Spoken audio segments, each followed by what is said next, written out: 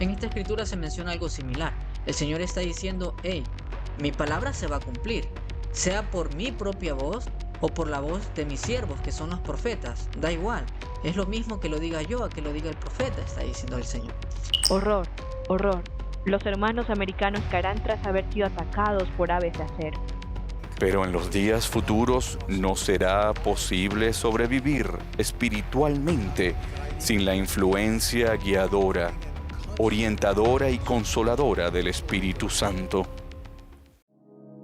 Gazelle. Aviso importante.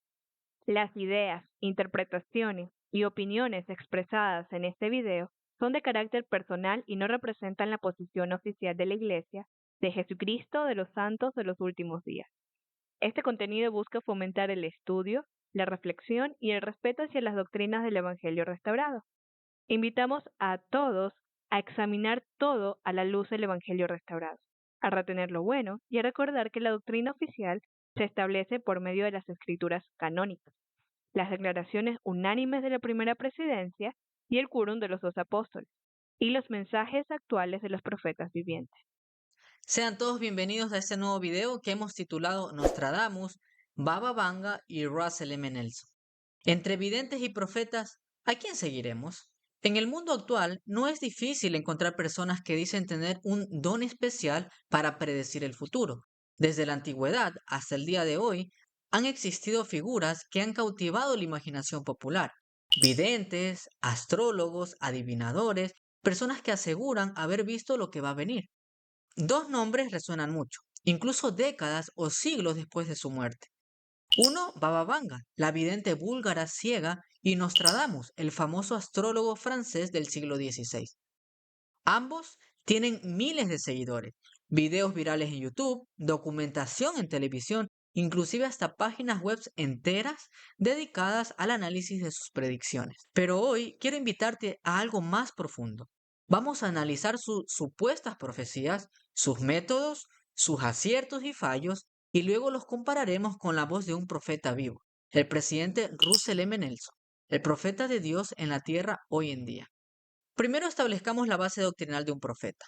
En Amós, capítulo 3, versículo 7, leemos lo siguiente. Porque no hará nada Jehová el Señor sin que revele sus secretos a sus siervos los profetas. En esta escritura se menciona que el Señor no va a hacer nada sin que primero lo revele a su siervo el profeta o los profetas.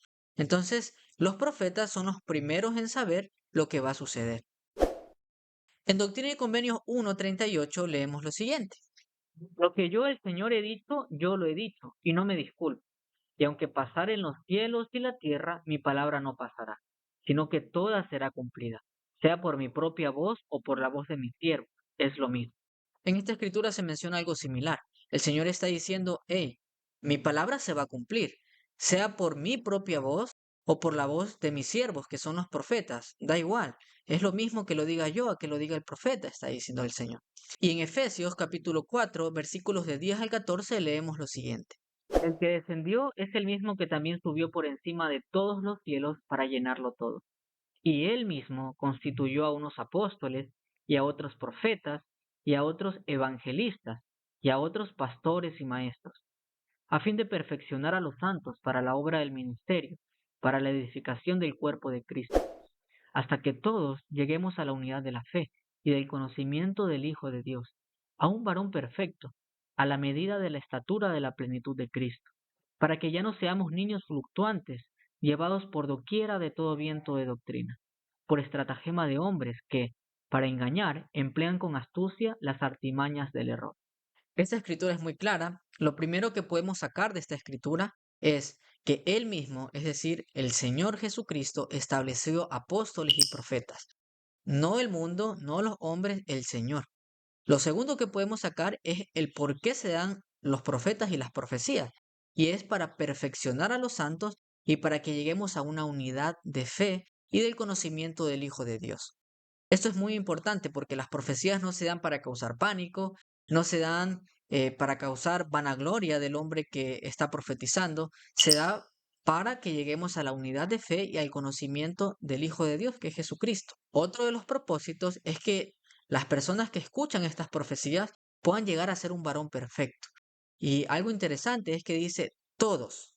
Entonces las profecías son universales y es para que todas las personas puedan llegar a estos propósitos. Ahora hablemos un poco acerca de los fenómenos de los videntes. Comencemos entendiendo por qué personas como Baba Vanga o Nostradamus generan tanta atención. La respuesta está en la fascinación humana por lo desconocido y lo porvenir.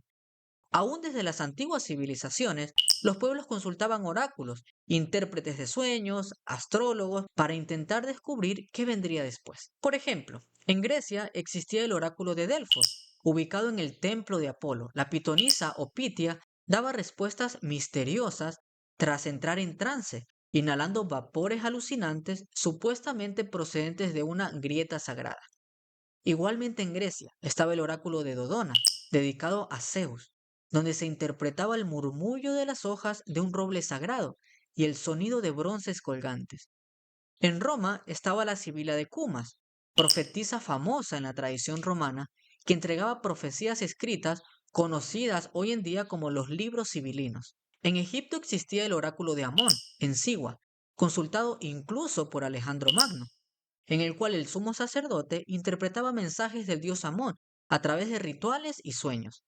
En la antigua Mesopotamia había los denominados oráculos babilonios y asirios, donde se usaba la extipicina, que es lectura de hígados de animales sacrificados, y también se observaban fenómenos celestes, conocidos como astrología. En la India, estos eran llamados oráculos védicos, donde los sacerdotes brahmanes realizaban rituales y observaban el humo, el fuego y sonidos durante los sacrificios llamados yajnas.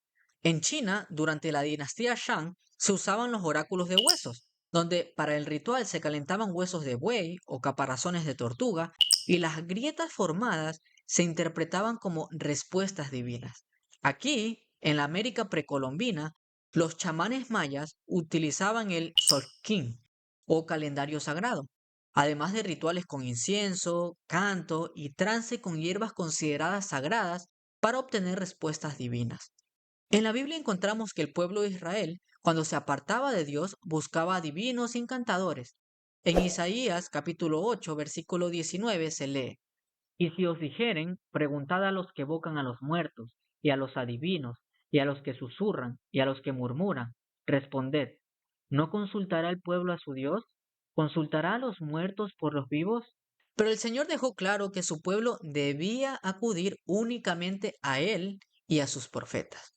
Ahora vamos a hablar un poco acerca de estos personajes. Primero empecemos con Baba Vanga, que vivió de 1911 a 1996. Nació en 1911 en Bulgaria, perdió la vista a los 12 años tras un accidente, luego del cual comenzó a predecir sucesos, según sus seguidores, con un alto índice de aciertos. Sin embargo, sus declaraciones eran transmitidas por terceros y no existe un registro oficial y directo de sus palabras. Sus predicciones eran muy vagas y ambivalentes con mil maneras de interpretarse. Además, hay que recordar que no tenía una conexión con revelación bíblica y tampoco poseía la autoridad del sacerdocio. Muchas de sus supuestas profecías fueron escritas años después por biógrafos y periodistas sensacionalistas. Uno de los ejemplos es el hundimiento del Kursk en el año 2000 o el atentado del 11S del 2001. ¿Cuál es el problema con estas profecías? Primero, las frases eran tan vagas que podían encajar en muchos eventos. Se registran estas predicciones. Kursk será cubierto por el agua y todo el mundo llorará por ello. Horror, horror. Los hermanos americanos caerán tras haber sido atacados por aves de acero. Lamentablemente, es muy probable que la versión que circula hoy fuera redactada o reinterpretada después de los sucesos, que ya no existe registro confiable, periódico, libro o grabación que muestre esas frases publicadas antes de agosto del 2000 o septiembre del 2001. Entonces vemos de que esta profecía fue escrita después de que pasaran estos sucesos. Ahora sigamos con Nostradamus. Vivió de 1503 a 1566. Michel de Nostradam, médico y astrólogo francés, publicó las profecías en cuartetas poéticas crípticas. Usaba un lenguaje lleno de símbolos, metáforas y anacronismos. Muchos interpretaban sus versos después de que algo sucediera, ajustando el significado a su conveniencia. Ejemplo de sus cuartetas supuestamente sobre Napoleón, Hitler y el 11S, pero que podrían aplicarse a otros eventos. En el caso de la cuarteta de Napoleón, dice lo siguiente: Un emperador nacerá cerca de Italia y costará caro al imperio. Y la de Hitler dice lo siguiente: desde las profundidades del oeste de Europa, un niño será nacido de gente humilde. Como vemos, son demasiado ambiguas, es decir, pueden ser interpretadas por muchos personajes que comparten similitudes. Y la del 11S se ha traducido como: el cielo arderá a 45 grados. Fuego se acerca a la gran ciudad nueva. Pero estudios lingüísticos muestran que el Cité Neuf B, ciudad nueva, no alude a Nueva York, y tour en francés no significa torre en este contexto. Como vemos, las palabras usadas para aclarar las supuestas profecías como ciudad nueva, niño del oeste, son suficientemente generales para adaptarse a muchos sucesos y personajes a través de la historia. Además, los textos fueron usados para encajar eventos ya ocurridos. Es decir, que no hicieron énfasis en esto sino hasta después de lo ocurrido, lo que se conoce como una adaptación retroactiva o predicción retroactiva, más que predicciones claras con énfasis antes de que ocurran los eventos. Ahora hablaremos de Russell M. Nelson. Nació desde 1924 y está vivo hoy en el presente. Russell Marion Nelson no es un adivino ni un futurólogo. Es un profeta, vidente y revelador, poseedor del sacerdocio y llamado por Dios y sostenido por la Iglesia.